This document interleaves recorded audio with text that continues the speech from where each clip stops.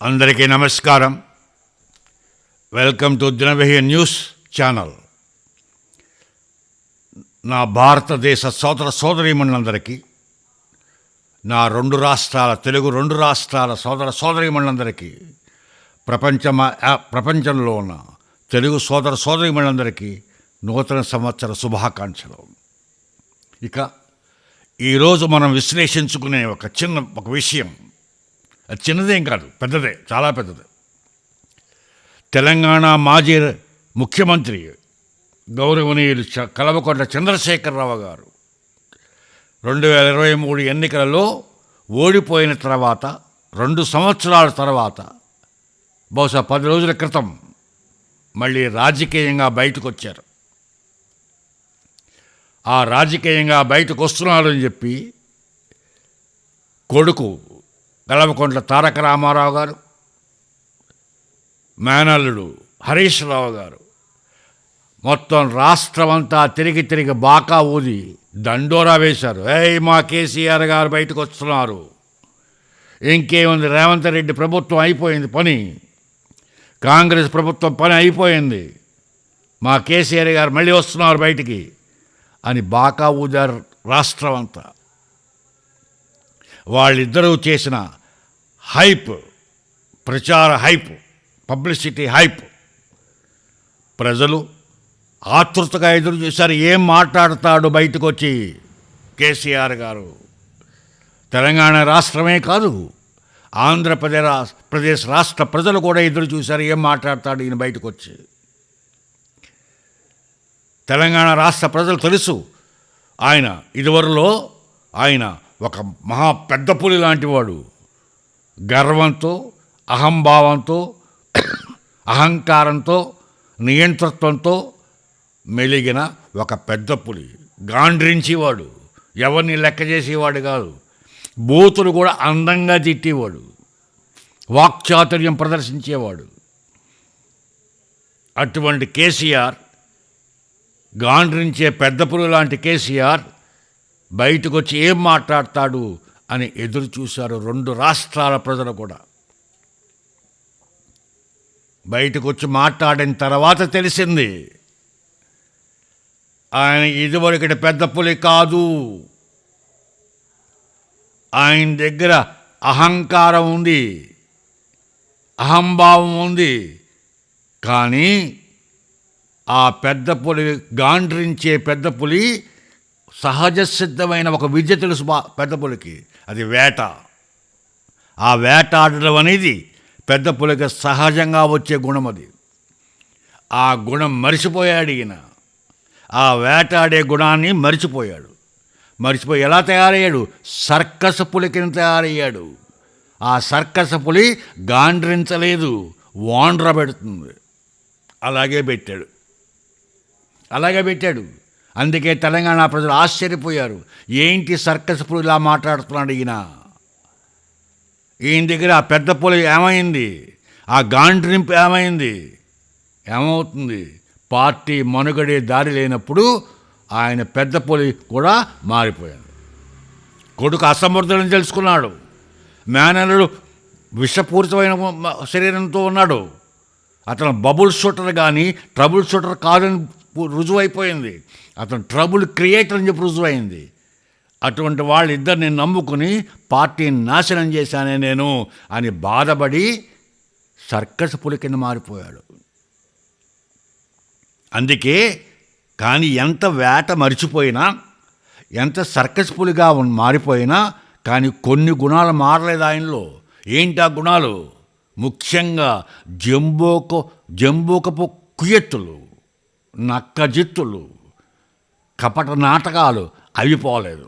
గాండ్రింపిపోయింది, వేట మరిచిపోయినములో అని పులి గాండ్రింపిపోయింది, వాండ్రతనం వచ్చింది సర్కస్ పుల్లాగా. కానీ కుయుక్తులు పోలేదు. అందుకే పాత ముసుగు తీశాడు. ఏంటో పాత ముసుగు? వైషమ్యాలు క్రియేట్ చేయాలి.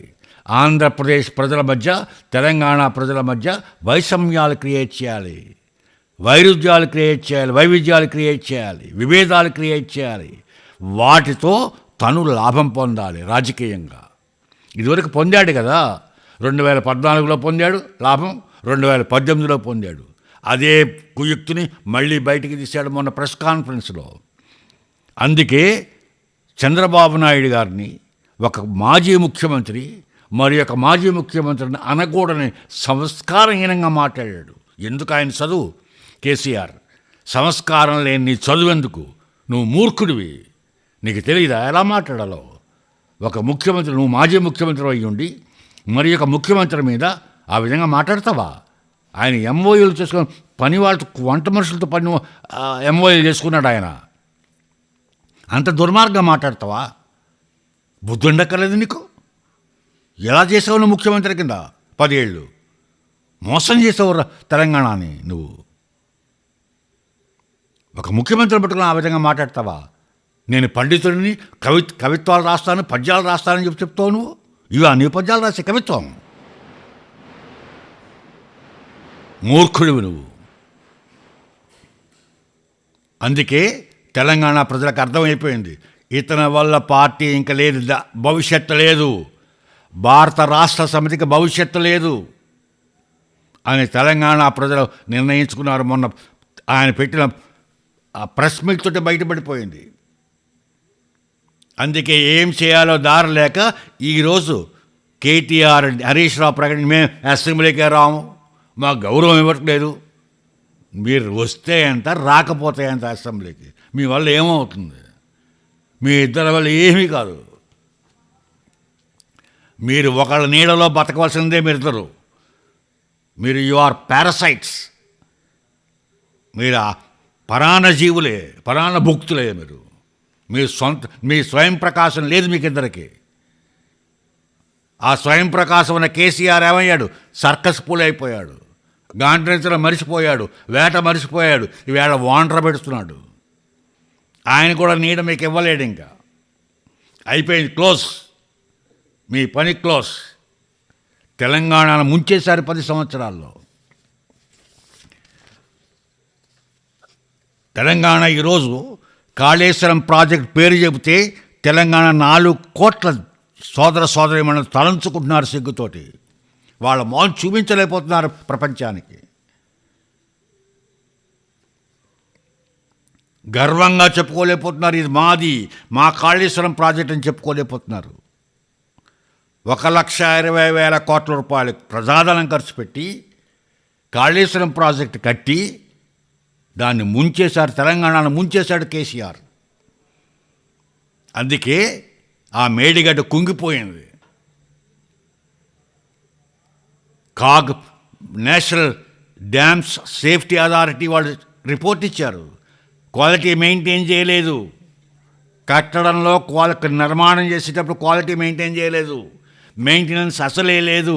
అంచేతే అంచేతే ఒరిగిపోయింది అది మేడిగడ్డ ప్రాజెక్టు అని రిపోర్ట్ ఇచ్చారు. కాగ్ ఇచ్చింది. నువ్వు కాళేశ్వరం ప్రాజెక్టు మీద ఖర్చు పెట్టిన ₹1 52 పైసలు తిరిగి వస్తుంది, 48 పైసలు నష్టం. సంవత్సరానికి 10,000 కోట్ల రూపాయలు ఎలక్ట్రిసిటీ బిల్స్ పే చేయాలి కాళేశ్వరం ప్రాజెక్టుకి అని కాగ్ రిపోర్ట్ ఇచ్చింది.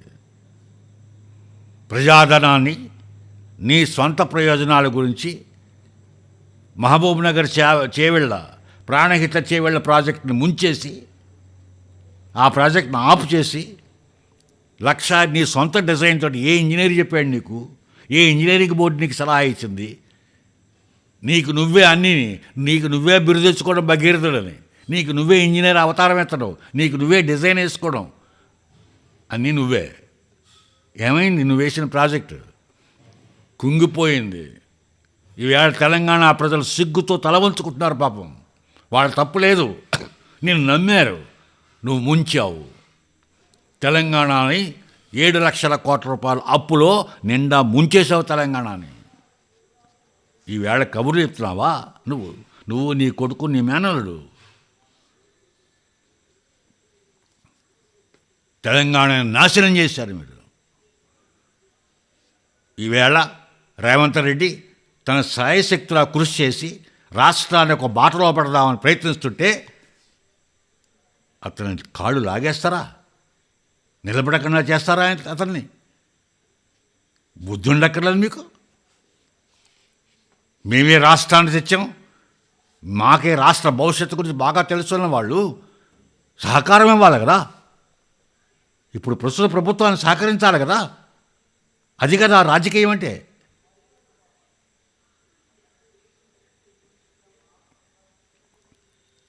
అంతేగాని విషం చుమ్ముతారా? ఎవరి మీద విషం చుమ్ముతున్నారు మీరు? తెలంగాణ ప్రజల మీద విషం చుమ్ముతున్నారు. మిమ్మల్ని ఒక లెవెల్కి తీసుకెళ్ళి ఒక అగ్రస్థానంలో కూర్చోపెట్టిన తెలంగాణ ప్రజల్ని వాళ్ళ మీద మీరు విషం చుమ్ముతారా? బుద్ధి ఉండక్కర్లేదు మీకు? మీరా తెలంగాణ? ఇంత కుటిల యుక్తులు ఉన్నవాళ్ళు, ఇంత కుటిల బుద్ధి ఉన్నవాళ్ళు మీద తెలంగాణ. తెలంగాణ పోరాట గడ్డది. మీకేం తెలుసు పోరాటం గురించి? డ్రామాలు ఆడడం తెలుసు, నాటకాలు వేయడం తెలుసు. వీరులున్నారు తెలంగాణలో, అటువంటి వీర సూరులు ఉన్నారు, వీర నారీమణులు ఉన్నారు. అటువంటి తెలంగాణని మోసం చేశారు. నేను నమ్మినందుకు. నువ్వు నమ్మి ముంచేసావు తెలంగాణని. బుద్ధుండక్కర్లేదు నీకు? బయటకు వచ్చి ఈవేళ ఆంధ్రప్రదేశ్ ప్రజల మీద ఏడుస్తావా? మళ్ళీ పాత బుద్ధులన్నీ బయటకు తీస్తున్నావా నువ్వు? ఈవేళ కలిసి ఉంటున్నారు ఆంధ్రప్రదేశ్. రెండు రాష్ట్రాలు విడిపోయినప్పటికీ ఇద్దరు అన్నదమ్ముల్లాగా, అక్క చెల్లెళ్ళలాగా కలిసి ఉంటున్నారు. అటువంటి వాళ్ళ మనసుల్లో మళ్ళీ వైరుధ్యాలు, వైషమ్యాలు క్రియేట్ చేస్తావా నీ స్వార్థం గురించి? ఎందుకంత వయసు వస్తుంది నీకు? వయసుకు తగ్గ బుద్ధి ఉండాలి కదా నీకు. ఇదా నువ్వు చేసే పని? నీ కొడుకు బుద్ధి లేదు, అసమర్థుడు. నీ మేనడుకు విషమే, వాళ్ళిద్దరికి అంతే. నీకుండాలి కదా, నీకుండాలి కదా బుద్ధి. వాళ్ళని సరిచేసే బుద్ధి నీకుండాలి కదా.